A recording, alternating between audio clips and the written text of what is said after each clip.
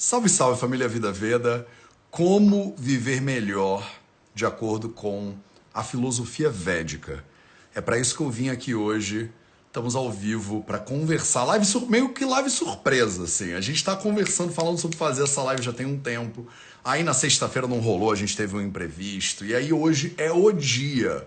Eu não sei o que você está fazendo da sua vida hoje, mas para mim hoje é o dia de desempacar a energia. Sabe a energia que estava estagnada? Você estava tentando começar algum projeto e você não tinha começado ainda? Então, hoje é o dia de começar projetos. Além de ser segunda-feira, que é um excelente dia para começar projetos, hoje é esse dia maravilhoso que eu falei. Hoje eu vou começar o perfil em inglês do Vida Veda, o perfil em espanhol do Vida Veda, e a gente vai matar essa live sobre como viver melhor, sobre filosofia védica, tá? Então você que tá meio empacada, que tá meio empacado, que tá precisando de um empurrãozinho, acabou o carnaval, meus amores, acabou. Esse negócio de, Matheus, depois do carnaval eu começo. É agora que é depois do carnaval, né? Que fica tudo no ponto para você se sentir culpado porque você não começou nada ainda, já é março, né? E você pegar essa energia toda de realização que tá aí absolutamente acumulada e mandar brasa. Agora só vamos ver, né, se meu convidado, né, you have no requests. Deixa eu ver se porque não vou ser só eu, né, nessa live de hoje, se tudo der certo. Não posso prometer muita coisa, porque minha produtora me deixou e a Nutri Ayurveda. Tudo bem, gente? Que bom, que bom. Tô empacada, Matheus. Quem tá empacado me manda um tô empacado aí nos comentários. Tô empacado aí nos comentários. E vamos que vamos. Tô empacadaça, Adelaide. Tô empacadaça, Matheus. Adelaide, tu é minha aluna do Invicta, hein, Adelaide? Você tem um empurrãozinho toda quinta-feira, inclusive, esperando você. Olá de Porto Alegre, que bom, que bom. Resposta com a medicina do estilo de vida. Vamos lá, família. Ai, que bom. Tá todo mundo no ponto, né? Todo mundo no ponto. Começando o meu brechó essa semana, galera de São Paulo, me sigam para ajudar. Olha só, fazendo propaganda na live ainda por cima. Brechó underline Mantiqueira. Aí, te ajudei, hein? Tô empadada. Empadada é complicado. Quem não? Empacadíssima, Matheus. Empacada demais. Vamos conversar sobre isso. Psicólogo Cremilda Tichong. E aí, boa noite, cara. Você tá além do fuso horário brasileiro. Floripa, Recife, que bom. Galera, tá empacadinha. Deixa eu mandar aqui pra minha produtora. Beleza, beleza. Tô no ponto, tô empacada. O que você acha que é o motivo pelo qual, né? O maior motivo pelo qual você tá empacado agora? Contribui aí, tô esperando. A surpresa não acaba agora, ela vai continuar, entendeu? Só tô esperando pra essa surpresa ficar no ponto certo, tá? O que você diria que é o ponto número 1, o principal problema que te deixa empacada na vida? Que dificulta o seu avançar, né? Quer me dizer? Aproveita que eu tô olhando aqui. Carolina disse, é o açúcar, Matheus, é o açúcar que me deixa empacada. Tava com saudade de suas palavras motivadoras, então se prepara porque hoje é o dia, né? Hoje é o dia para isso. Falta de rotina, falta de determinação, olha só. Falta de coragem, falta de dhairya, procrastinação. A Liz disse, Matheus, meu pai no hospital me deixa empacada. Indisciplina, de novo. Matheus, empacada é pouco, Matheus. Empacada é pouco. Medo, Tiana Yoga disse. Ansiedade, compulsão, cansaço, falta de disciplina. Eu não acredito em mim, Cláudia. Procrastinação, Matheus. Medo de novo. Rotina de exercício eu tenho. Tô empacada para estudar, eu coloco um bando de coisa na frente. Procrastinação, ansiedade, falta de ação. É interessante como a ansiedade, ela vai grudada com falta de ação, né? Vocês já repararam nisso? É que a ansiedade, ela anda de mão dada com o empacamento. E é doido, né? Porque a pessoa, ela tá cheia de energia, ela tá quicando e ela, às vezes, não consegue fazer nada. Ela acaba o dia exausta de tanto que ela quicou por dentro, mas fora, não necessariamente ela realizou alguma coisa. Acabei de me inscrever no workshop de culinária e nutrição Ayurveda. Que lindo. Preguiça, indisciplina. Estamos indo. Ludmilla, vamos que vamos. Eu preciso achar um propósito de vida, Matheus. Falta coragem para mudar de área profissional. Nossa, essa é difícil mesmo. Mudar de área profissional, principalmente se você tem um emprego que te paga para você manter a sua família, é bem complicado. Procrastinar, tô cansada, ansiedade paralisante, falta de energia, autossabotagem. Eu faço yoga e corrida, mas o doce é o meu problema, Cláudia. Pensar demais dificulta na ação. Sim, exatamente, falou tudo. Falta de disciplina, consciência, falta de coragem. Tipo Siri na lata, não consigo fazer nada. É isso, Tati. Quantas pessoas hoje, né, estão com esse problema? Sou professora de primeira a quarta série e estou muito cansada. O que você indica para ter mais disposição? Vamos falar sobre tudo isso hoje. Vamos falar sobre como viver melhor. Né? Aos poucos estou indo, Matheus. Excesso, ansiedade, procrastinação. Já fiz minha transição de carreira graças ao Ayurveda. Que maravilha. Que bom. É... Deixa eu ver.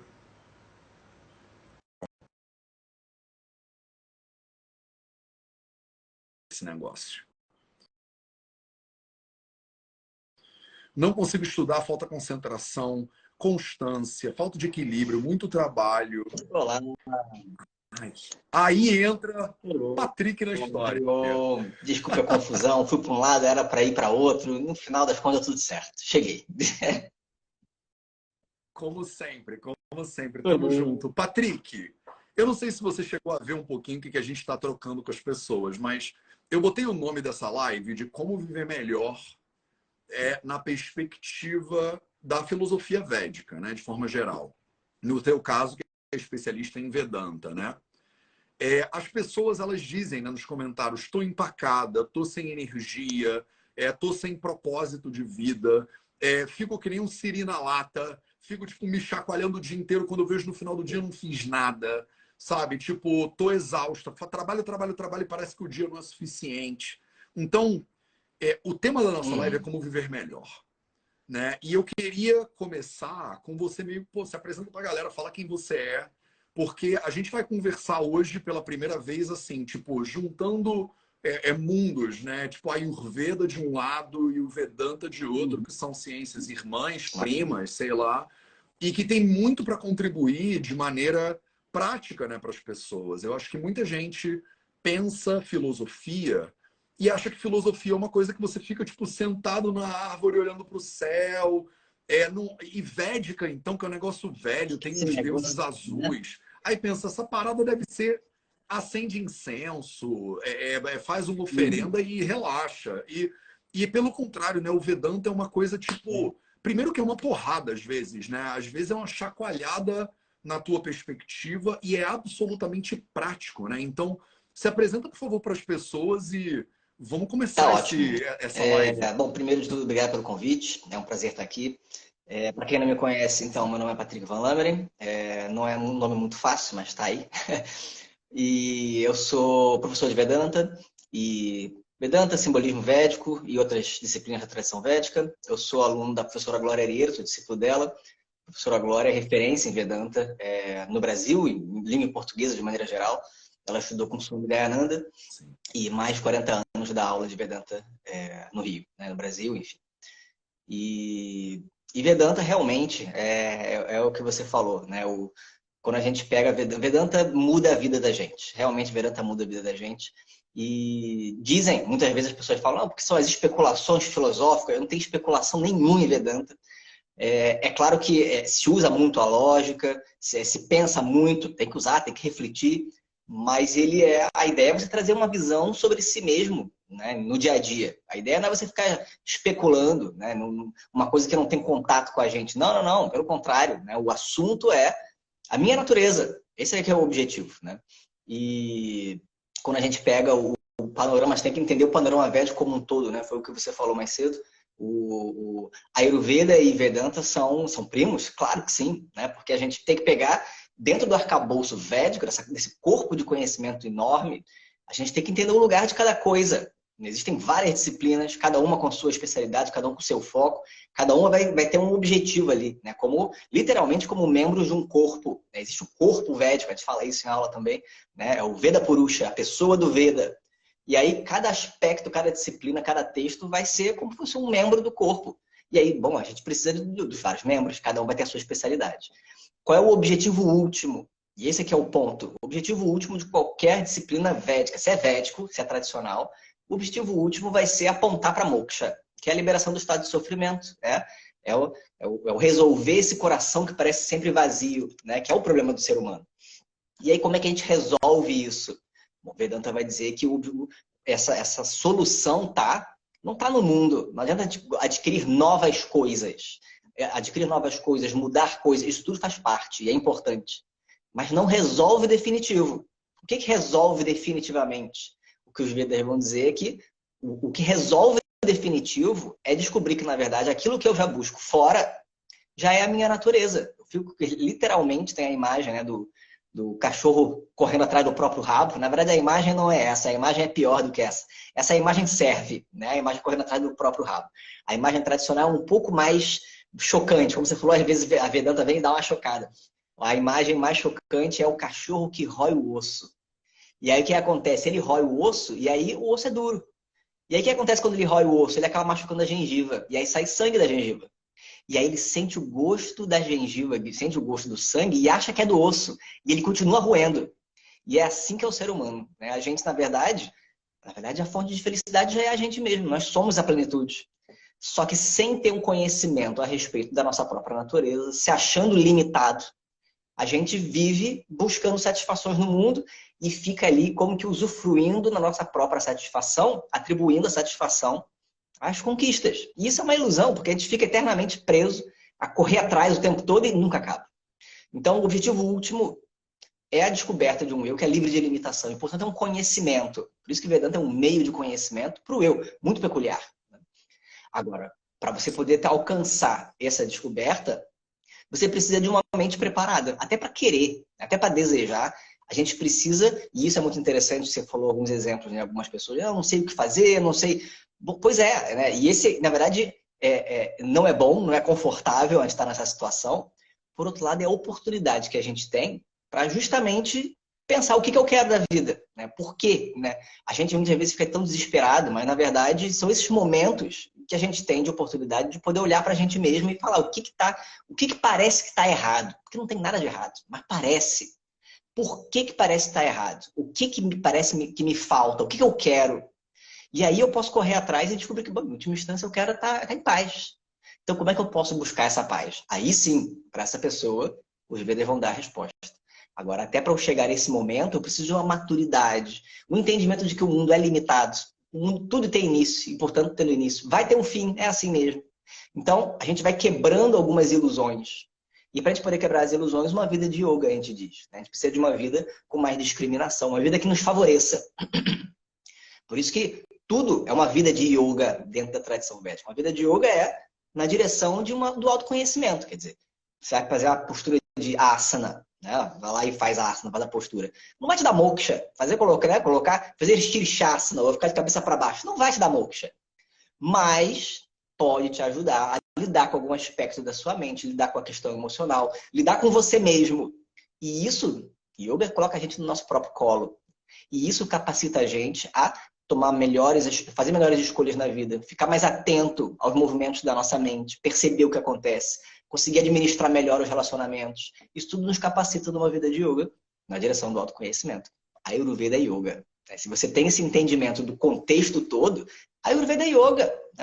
Um corpo saudável, uma mente mais sátua, né? Mais clara, disponível. É tudo que a gente quer. Né? Então, eu diria isso, né? Para a pessoa que está tão confusa, primeiro, calma, tem solução. Claro que tem solução. Né? Agora, a questão é claro, né? Evidente, os Vedas estão aí para isso, né? E milênios, né? O Veda é tão antigo, por que a gente escuta um negócio que vem lá do outro lado do mundo há tanto tempo? É milênios. Porque o Veda não fica falando como, né? Como costurar um dhoti. O dhoti é aquela roupinha, né? Que a gente usa quando vai fazer ritual. Não importa se você vai usar dhoti, se você não importa, nem dá para costurar dhoti. Isso é uma pegadinha também. Como costurar o dhoti? Não se costura. Dhoti não se costura. Mas podia dizer, né? Não estou interessado, o Veda não está interessado em ensinar a gente a como fazer um dhoti. O Veda está interessado em falar para o ser humano, né, o problema básico humano. Então, quando a gente escuta, toca a gente. E aí é significativo. Aí sim, aí realmente faz diferença na vida.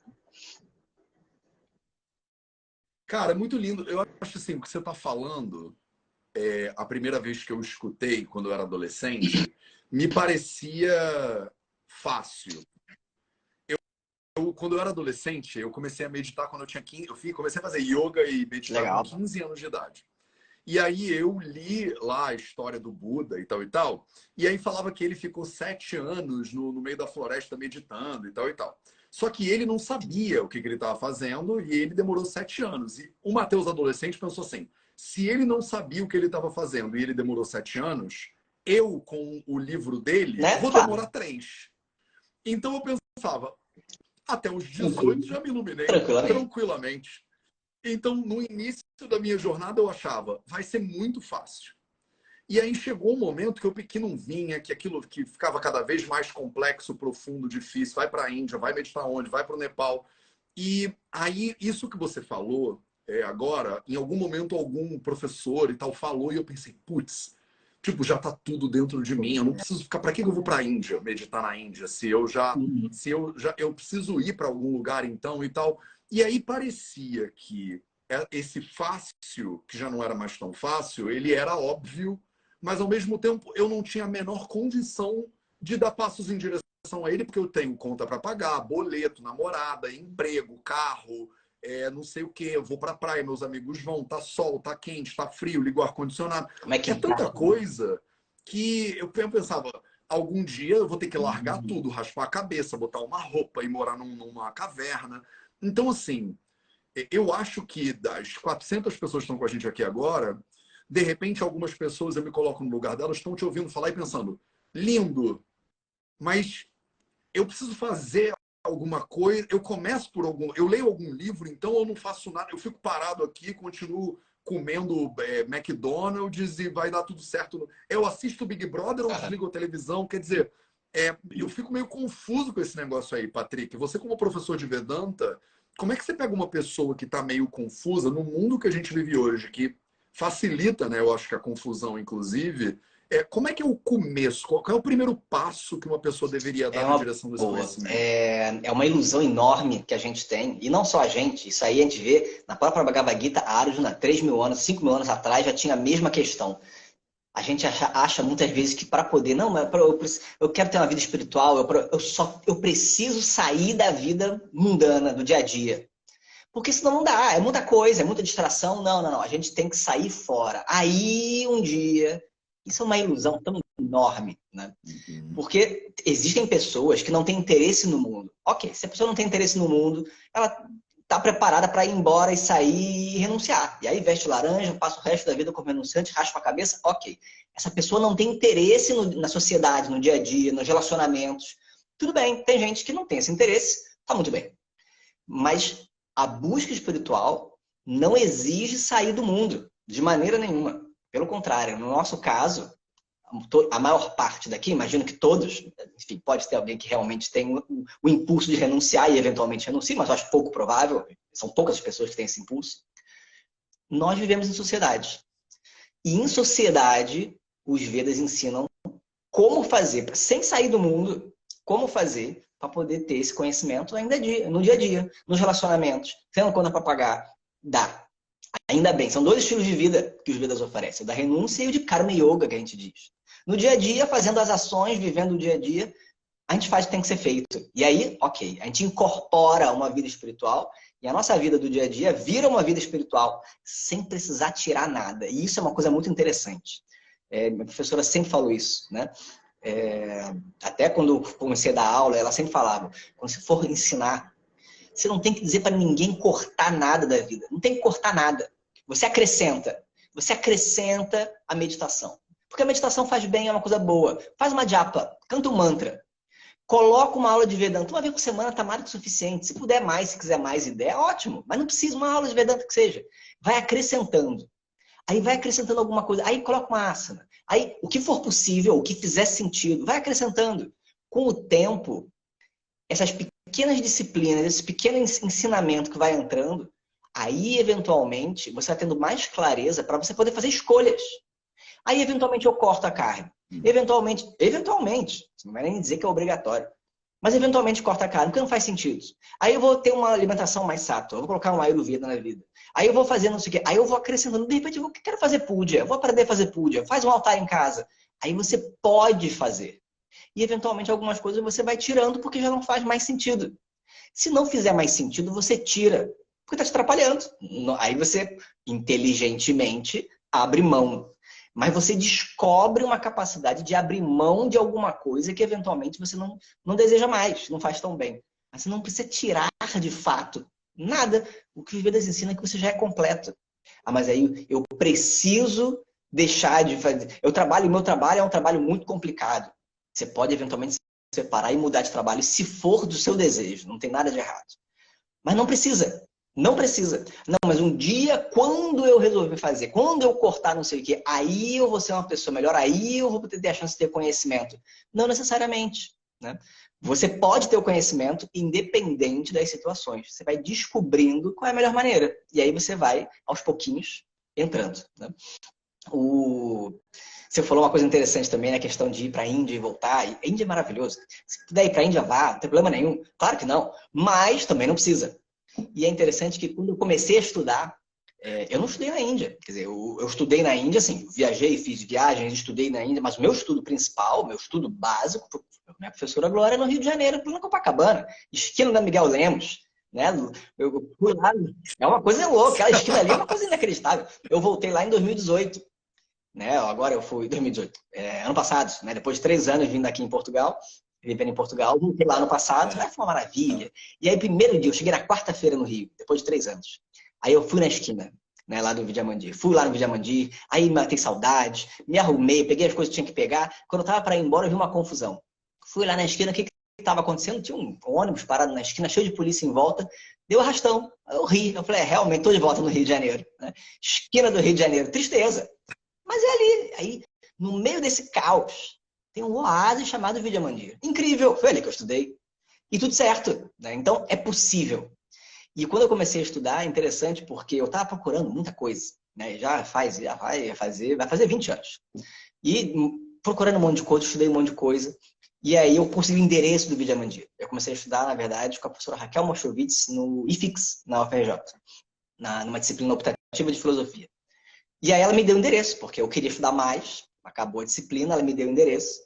E aí, 2 endereços. Um lugar onde ela fazia yoga e o Vidiamandir. Eu troquei coisas da ordem cósmica. Eu sem querer troquei os endereços. Fui parar primeiro no centro de yoga, achando que era o de Vedanta, que eu tava louco para estudar mais Vedanta. Cheguei lá, eu achei lindo o lugar de yoga. Mas cadê Vedanta? Ah, não, aqui a gente não ensina. Deve ter trocado endereço. Tudo bem, saí de lá, tava até com um amigo meu na época. E aí saí de lá, fui procurar o Vidiamandir. Então deve ser outro lugar. Nossa Senhora de Copacabana na época. Era na Nossa Senhora, agora tá na Miguel Lemos. E aí fui procurando. Eu falei, gente, quando tava chegando, eu não acreditei. Eu morava na Nossa Senhora de Copacabana. Eu morava na frente. Eu morava do outro lado da rua. Eu conseguia ver a janela do Vidiamandir, onde eu morava. E eu não sabia. E tava lá já há anos. Quer dizer, eu dei uma volta imensa. E depois eu cheguei na frente da minha casa. Eu achei tão simbólico. Falei, realmente, né? Que é isso. A gente dá a volta ao mundo a vida inteira. É uma baita de uma peregrinação. E no final, o que que Vedanta coloca? Tá no nosso colo, né? A gente volta pra gente mesmo, porque em última instância é isso, né? A descoberta em mim mesmo da plenitude. Então, é possível. Vá com calma, vá devagar, assiste uma aula, leia um texto, tem vários portais. Tem canal do YouTube com aulas abertas, tem texto aberto. Vai devagarzinho. Quando vai ver, é isso. Alguém comentou aí alguma hora. Quando vai ver, o negócio toma conta. E é bom. É isso mesmo. Essa que é a ideia. Não, e é impressionante isso que você está falando, porque eu dou esse exemplo para os alunos e alunas também, né? Às vezes, eu já tive isso com professores, né, que falaram, mas professor, eu quero ir para tal lugar. Ele fala, mas você já está nesse lugar. Tipo, eu quero ir para o Rio de Janeiro. Ele fala, mas você está no Rio de Janeiro. E a pessoa fala, mas aqui não parece com o Rio de Janeiro que eu acho que é. Né? Eu vi foto do Rio de Janeiro e eu achei que era de um jeito. E eu tô aqui nesse Rio de Janeiro. Tô dentro do túnel Rebouças. Você está falando que eu tô no Rio de Janeiro. Isso aqui não é o Rio de Janeiro. Né? Coitado. Não é isso aqui que eu quero. Não vi. Exato. Aí o professor fala, não, mas você já tá no Rio de Janeiro, relaxa. Tipo, não, mas eu quero ir para o Rio de Janeiro. Fala, tá bom, se você quer ir para o Rio de Janeiro, então faz o seguinte, pega a reta, entra na Avenida Brasil, aí você vai ver, pega a Dutra, aí toca motor 4 horas, 5 horas, vai passar por Resende, Grau de Resende, manda brasa, aí você vai chegar assim, bem-vindo a São Paulo. Aí você pega o primeiro retorno.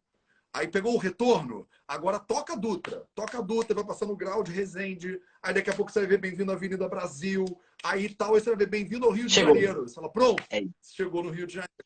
E aí você fala, porra, mas você tá de sacanagem? Tipo, você me fez dar uma volta e às vezes a volta, que é absolutamente desnecessária, ela é imprescindível, né? Porque senão a pessoa não se dá conta do lugar de onde ela sempre teve, de onde ela nunca saiu, né?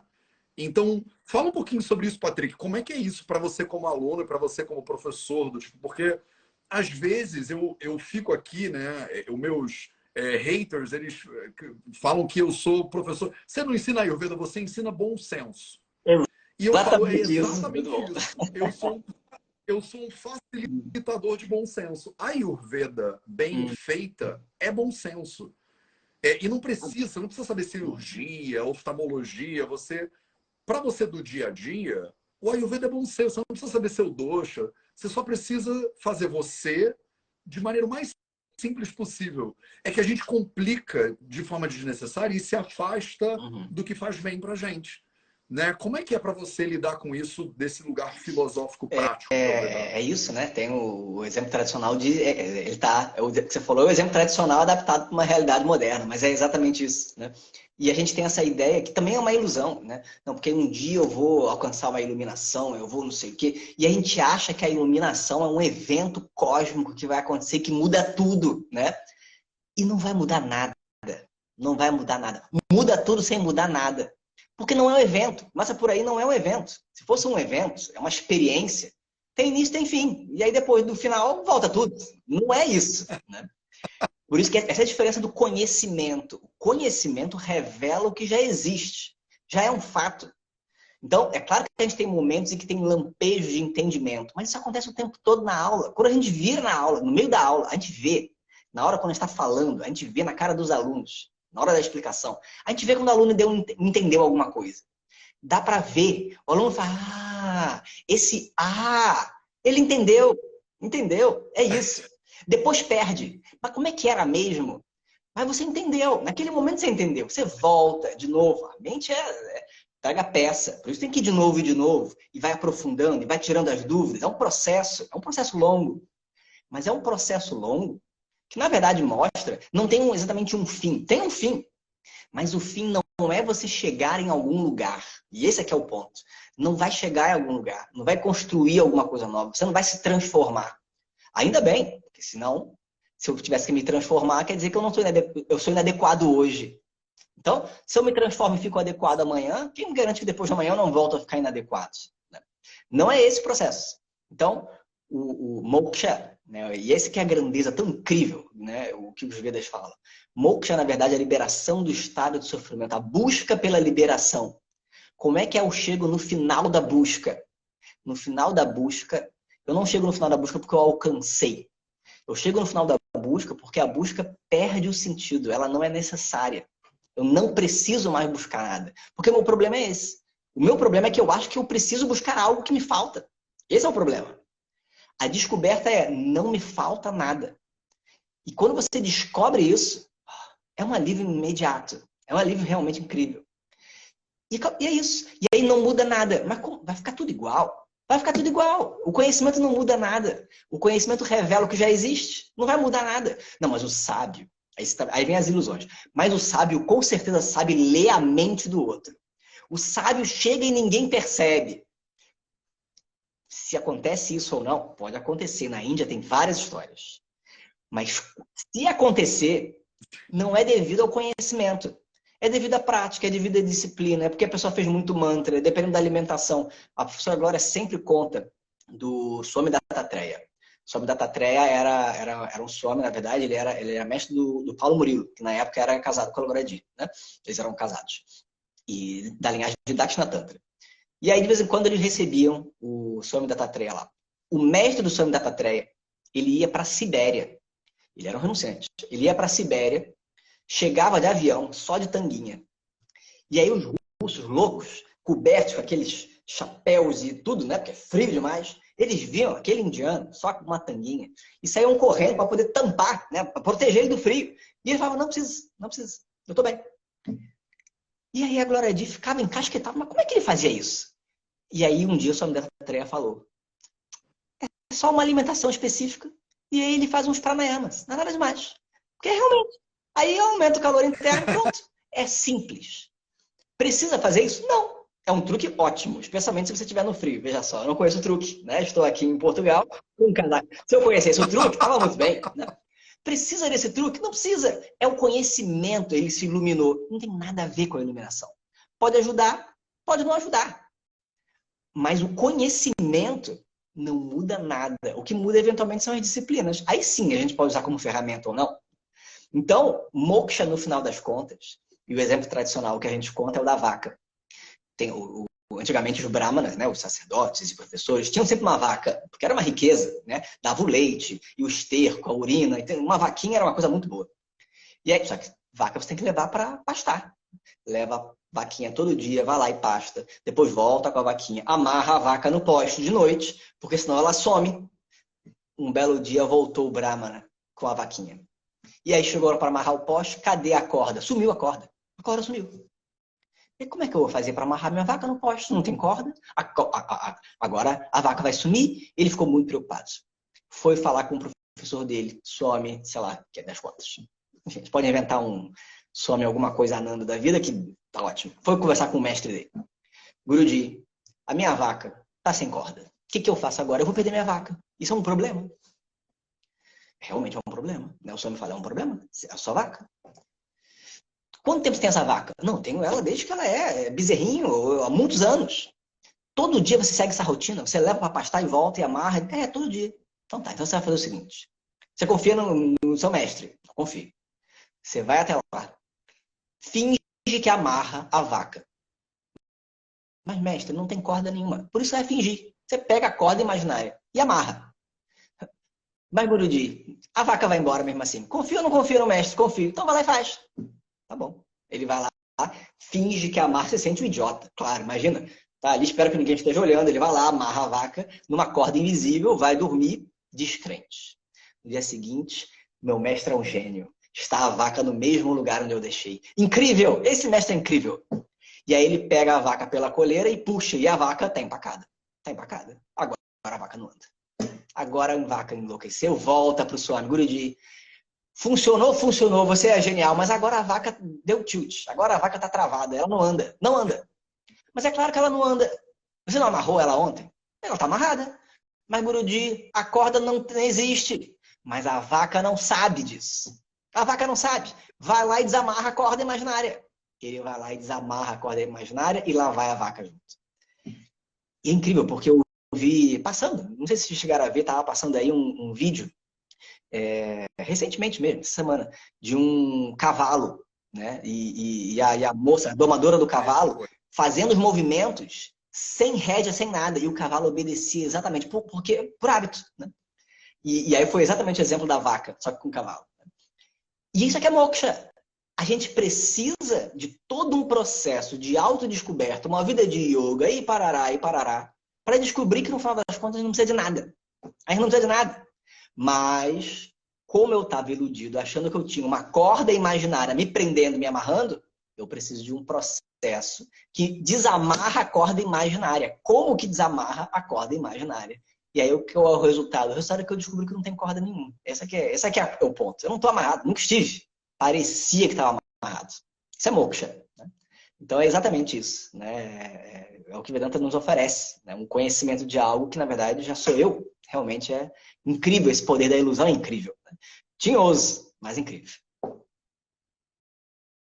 Não, e é muito importante tudo isso que você está falando, porque realmente, né, a pessoa e a gente também vive com essa correia imaginária o tempo inteiro, e que acha que não tem para onde fugir, né, porque está preso no poste por uma correia de ilusão ou de ignorância imaginária.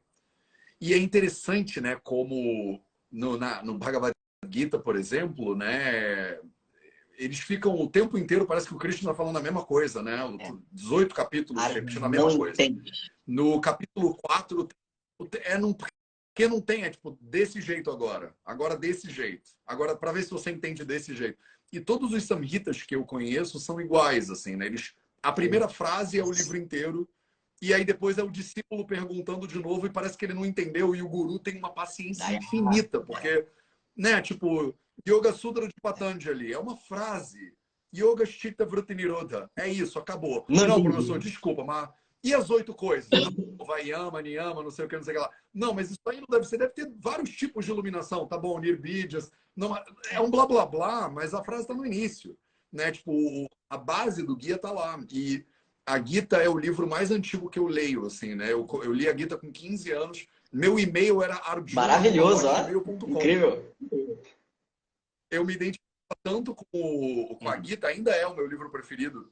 No capítulo 4, no Shloka 24, eles têm uma... que é lá no início, né, do negócio. O Krishna, ele fala para o Arjuna, né? Quando você faz uma oferenda, né, e você acende um fogo ali na sua oferenda, você que faz a oferenda é Brahma, né? O fogo da oferenda é Brahma, a oferenda é Brahma, o altar é Brahma, o ato devocional é Brahma. Então, quer dizer, quem é que está fazendo o que aí, meu filho? E aí você pensa, zerou o capítulo, né? Zerou o livro. Devia ter acabado ali, mas tem capítulo 5, 6, 7, 8, 9, 10. O Krishna não para, porque naquele momento ele revelou tudo que o Arjuna precisava saber e a gente, né, o Arjuna, fica ali e fala, não, mas no meu trabalho não isso não funciona. Aí o guru tem que... Exato. Não pode ser simples assim.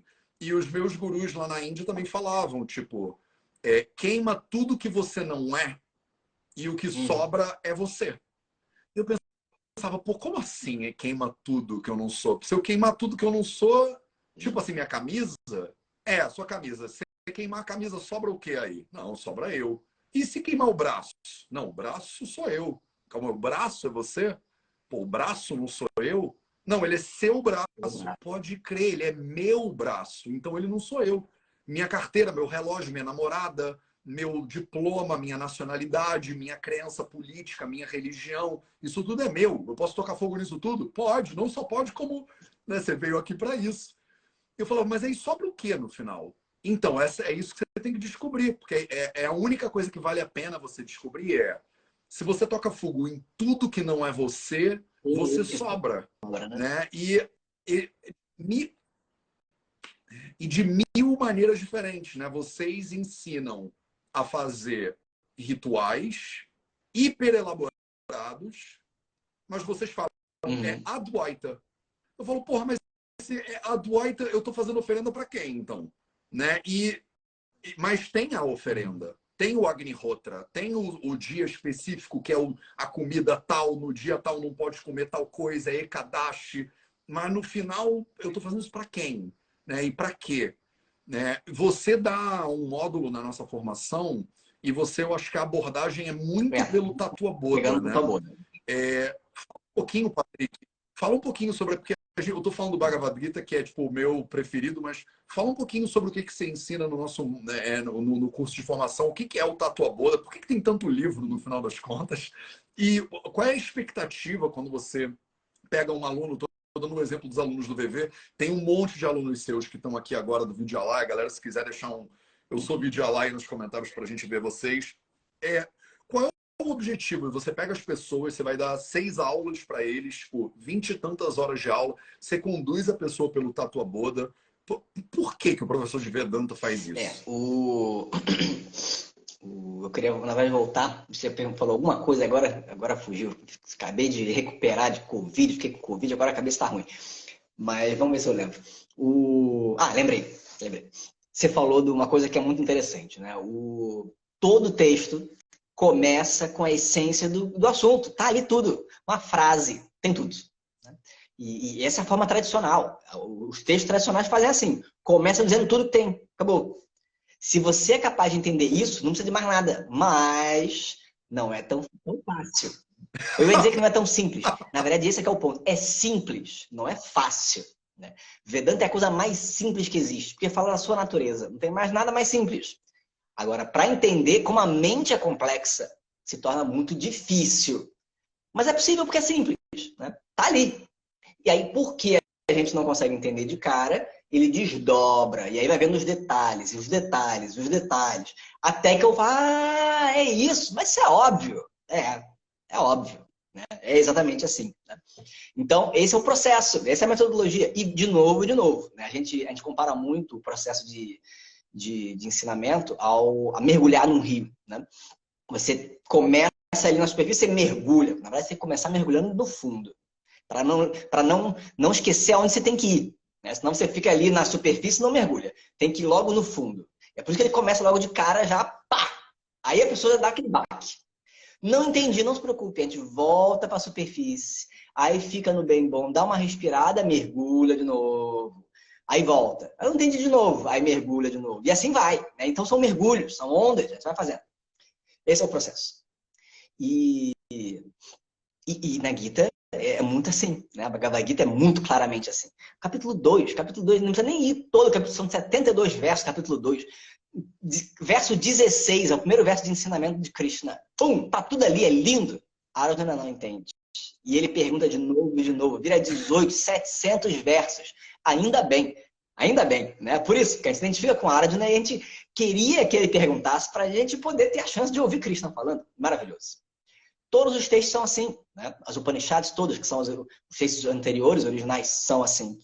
Tatuabodha, ele é um texto posterior. A Gita estaria no meio. Né? Você tem os textos védicos originais, são os Upanishads.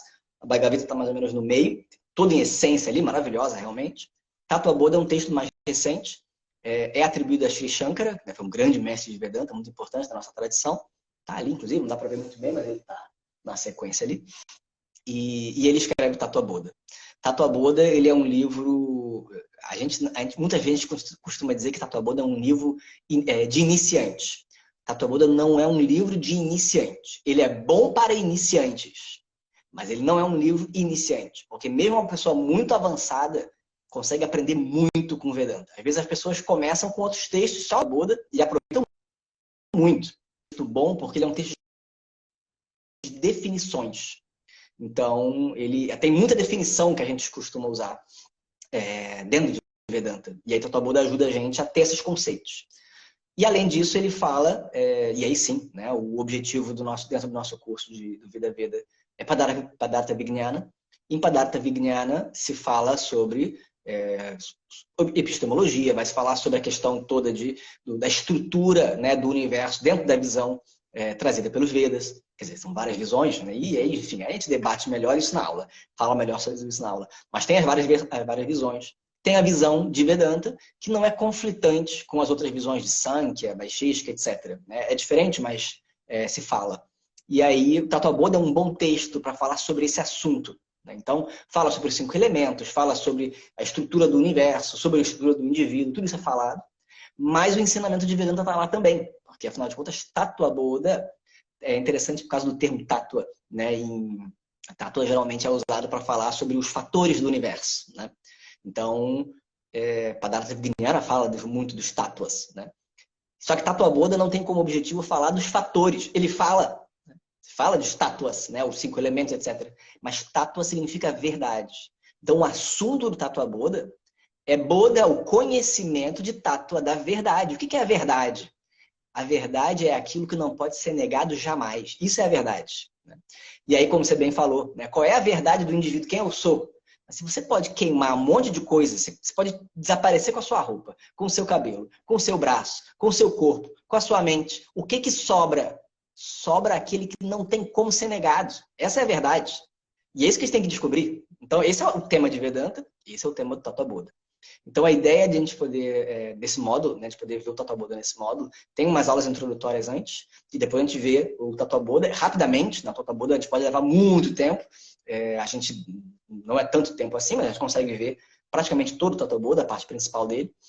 E o objetivo é a gente poder trazer um pouco dessa visão de Vedanta, trazer uma visão geral também da tradição, né, para poder encaixar as várias tradições, entender dentro de um contexto geral, porque a gente se perde, é tanta coisa, que daqui a pouco parece que cada um fala uma coisa diferente. Não, às vezes fala coisa diferente, mas existe um contexto, né, um geral Existe um fio condutor por detrás de tudo que é da tradição védica. A gente tem que entender esse fio condutor.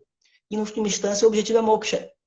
Então, quando a gente tem esse entendimento geral, a gente pode não só entender o que os Vedas oferecem, como a gente pode, isso ajuda também a situar onde é que está a Ayurveda nisso, né? Ainda que no dia a dia, claro que no dia a dia ninguém vai falar para a pessoa, vou falar aqui sobre o Atma para a pessoa dentro do procedimento ayurvédico, não vai, não tem essa prática, não é esse o objetivo.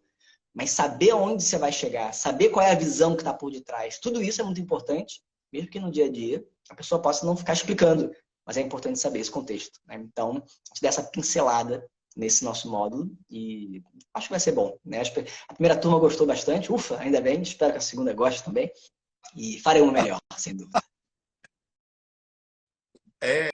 E sábado começa, inclusive. Para vocês que estão aqui ouvindo a gente, tem interesse de continuar esse conhecimento, no link da minha bio tem um botãozinho. O primeiro link da bio é o link da nossa formação em Ayurveda e Saúde Integrativa. Sábado começa o módulo, né, o novo módulo de Vedanta, né, de Padartha Vijnana, de Filosofia Védica com o Patrick. Vocês vão ter 6 encontros, né, de 4 horas cada um, 20 e tantas horas aí com o Patrick para poder se aprofundar nisso tudo. Eu queria que você deixasse assim uma dica, Patrick, tipo, porque é isso, assim, na prática, é engraçado como a gente do Ayurveda, se você olhar lá o Charaka Samhita Sharirasana capítulo 1, a gente fala sobre tudo isso que eu estudei antes em Yoga e Vedanta. Ele fala sobre yoga, sobre moksha, sobre os caminhos, o desapego e o que você deveria, quem é você de verdade, e que isso é, na verdade, o que importa no Ayurveda. E não a cura da dor de cabeça ou como tratar a pessoa que está com a barriga distendida. Tipo, isso tudo tem que acontecer porque a pessoa que está com dor de cabeça ela não consegue sentar para observar quem ela é. Então, a gente precisa, né, curar o corpo e a mente para a pessoa ter estabilidade, né? A coisa da posição confortável que o Patanjali fala lá no Yoga Sutra, que você precisa ter, né? Se você não encontra esse lugar de Sukhasana, você não consegue fazer mais nada. É difícil, a pessoa está cheia de dor no ombro, aí você fala, agora observe quem você não é e tal e tal. Aí não dá. Mas no Ayurveda, ele chega também no ponto que ele fala, então, isso tudo aqui é para você poder observar, é para você ganhar esse tatuabô dessa consciência da verdade também, né? Então, eu concordo muito contigo quando a gente fala que é é o mesmo fio condutor, né? Que os textos clássicos do yoga vêm com algumas perspectivas, que o Ayurveda vem com algumas perspectivas, que os Upanishads trazem uma perspectiva que é muito focada, né? Muito espiritual, entre aspas, e que se a gente fizer um bem bolado disso tudo, o ser humano acaba se beneficiando um bocado, né? E é impressionante que essas coisas são antigas, mas elas são tão atuais, né, que poderia ter sido escrito anteontem. E, o que eu quero saber, o que eu queria terminar a nossa live é assim. Hoje eu vejo muito, eu vejo pacientes, né, na clínica e tal, e a maioria das pessoas tá muito ansioso, né? Tá com muita pressa, tá com aquela sensação de se o dia tivesse 30 horas não daria tempo para fazer tudo e tal. E ao mesmo tempo as pessoas estão muito deprimidas também, sem vontade de sair da cama, sem saber para quê, vou levantar para quê, é todo dia a mesma coisa, é uma corrida de rato e tal.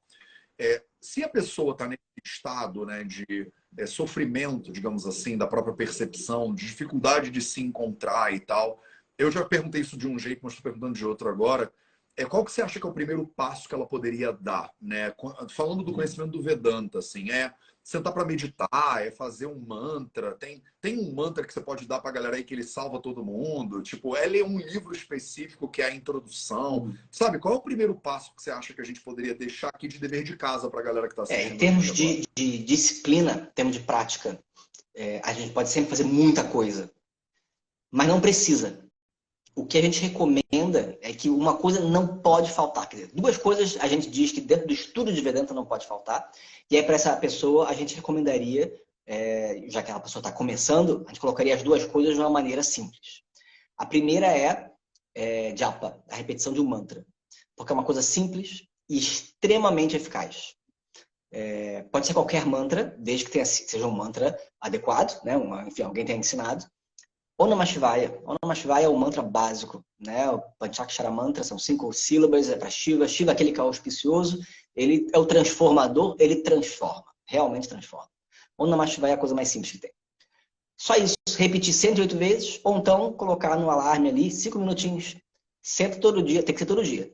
Todo dia de manhã, pode ser na hora que acorda, pode ser na hora de dormir, se você não tiver com muito sono, né? Eu recomendo de manhã porque é melhor, mas quando for possível, você sentar, se isolar do mundo e ficar 5 minutinhos fazendo isso, acordado. Ou na Shivaya. Dá pra fazer só isso, todo dia. Só isso já é uma grande bênção, porque aumenta a capacidade de foco, aumenta o relaxamento interno. É uma oração, porque o Namah Shivaya é uma saudação àquele que é auspicioso, essa ordem cósmica. Tudo isso já abençoa. Então, essa disciplina é o mínimo que a gente diz. Essa disciplina não pode faltar. Enfim, pode ser outro mantra, mas o Namah Shivaya tá ótimo. Então, isso é uma coisa. E a outra coisa é o estudo de Vedanta.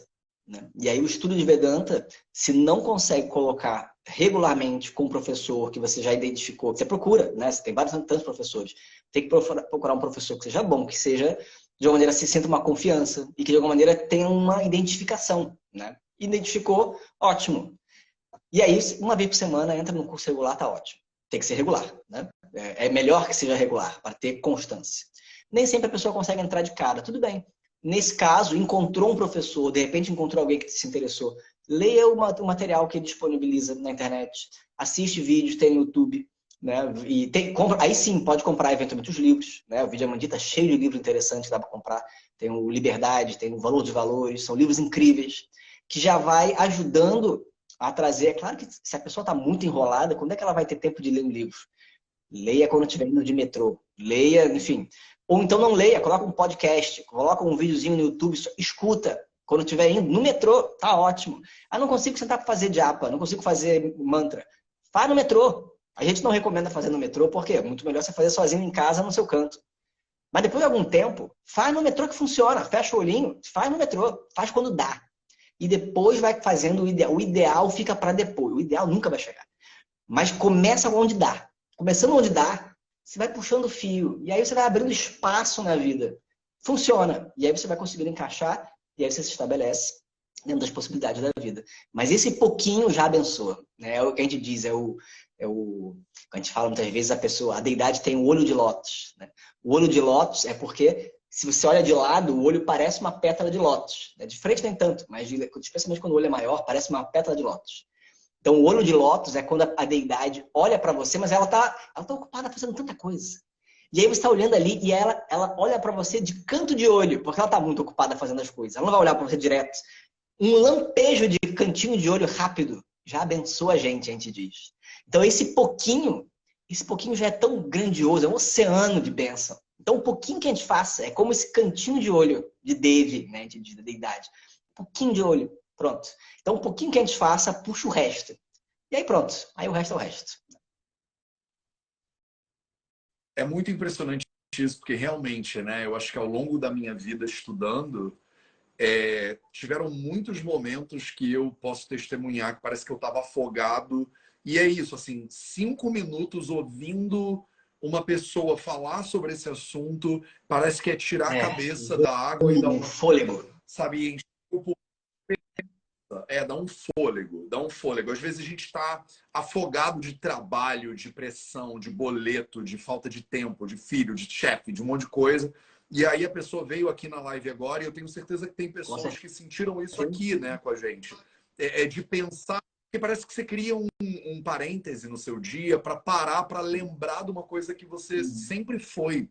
Né? Uma das coisas que mais me impressionaram dentro do conhecimento do Ayurveda, que tem esse mesmo objetivo, é que quando você começa a estudar Ayurveda, eles, nos primeiros slokas, né, dos Samhitas, eles falam, né, da genealogia do Ayurveda, de onde veio o Ayurveda. E a primeira frase, né, da genealogia do Ayurveda, ele fala assim, Brahma Smritva Ayurvedam. Brahma Smritva, ele lembra do Ayurveda. E aí, quando você vai estudar esse troço, os alunos, a primeira sensação dos alunos não, Brahma cria o Ayurveda. E os professores falam, não, Brahma não cria o Ayurveda, Brahma se lembra, porque o Ayurveda ele é anterior até a Brahma, né? E pra gente, né, no Ayurveda, existe um papel muito importante desse smritva, dessa atitude de lembrança. muitas pessoas vêm para as lives e tal, e elas falam, cara, isso que você falou parece que eu já sabia. Tipo, me deu uma sensação de reconhecimento, de conforto, sabe, não era uma coisa nova, técnica que eu nunca ouvi falar. Parece que eu já sabia e me deu uma sensação de casa quando eu ouvi, né, esse assunto vir à tona. Então, eu assino muito embaixo do que você falou. Às vezes, você tá vendo uma porcaria de um negócio que não tem sentido nenhum e você bota uma palestra, um satsang com alguém que saiba um pouco do que está falando, e aquilo ali já realmente, o estudo é curativo, né? O estudo é medicina, né? Já. É verdade, é verdade. Porque é isso, né? É uma questão de mudar a perspectiva. O mundo não precisa mudar. Porque se o mundo precisar mudar para eu ser feliz, não tem solução. O mundo é muito vasto, eu não tenho esse poder. Mas se eu mudo a minha perspectiva, com o que vier do mundo, eu estou preparado. Essa aqui é a diferença. Né? Então, quando eu consigo ter esses pequenos momentos de mudança de perspectiva, me dá condições para poder lidar depois com o resto. E com o tempo, à medida que eu vou trazendo o estudo, à medida que eu vou incorporando esse estilo de vida inteiro, chega uma hora que eu não preciso mais trazer de volta. Eu estou estabelecido. Eu sou a visão. Ponto. Esse é o liberado, a gente diz. Porque está estabelecido, não tem dúvida. Não precisa de parêntese mais. Né? A vida inteira é um baita parênteses. Pronto. Está resolvido. É ali que a gente vai chegar. Mas começa devagar. Abre um parêntesezinho. Um parêntesezinho já faz toda a diferença.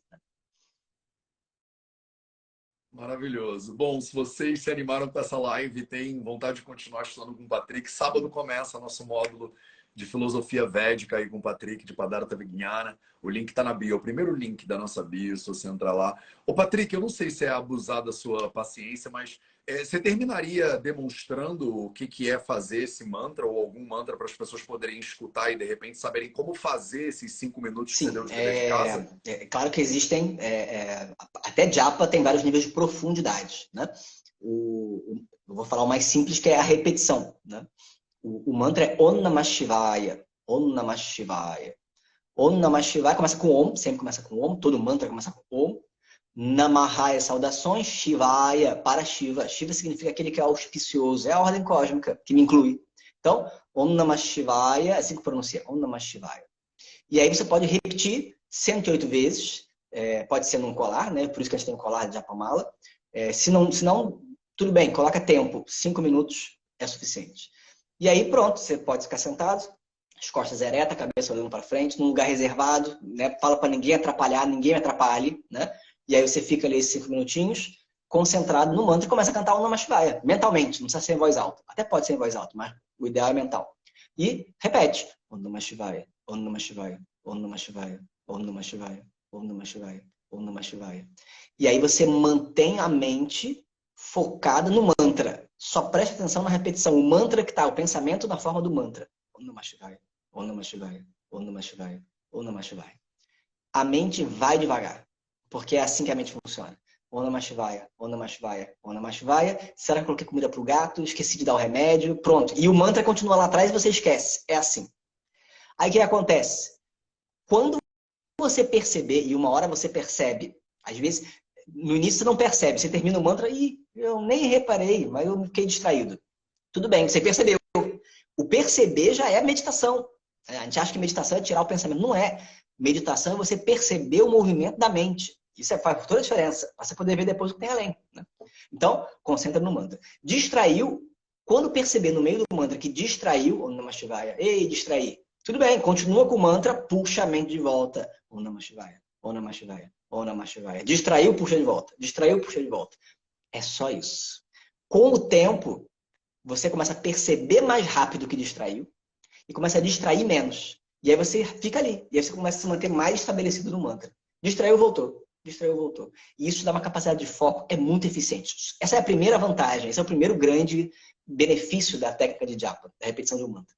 Rapidinho, fazendo todo dia, a gente dá 2, 3 semanas no máximo, a sua capacidade de foco já é diferente, já está diferente. Porque é muito eficiente. Não é o objetivo último, mas só isso aí, para você ter uma capacidade maior de foco, você começa a perceber o que acontece internamente de você. Isso é maravilhoso, isso é maravilhoso. Aí sim, depois de algum tempo, fazendo só essa prática, até você conseguir se estabelecer e não se distrair tanto, aí leva um tempo. Aí depois disso é depois. Aí você dá o passo seguinte. E aí é mais avançado. Mas só de fazer isso já é uma benção. Realmente uma benção. Maravilhoso. Eu Obrigado, Patrick. agradeço. Obrigado pelo teu tempo, pela generosidade de compartilhar conhecimento com todo mundo aqui.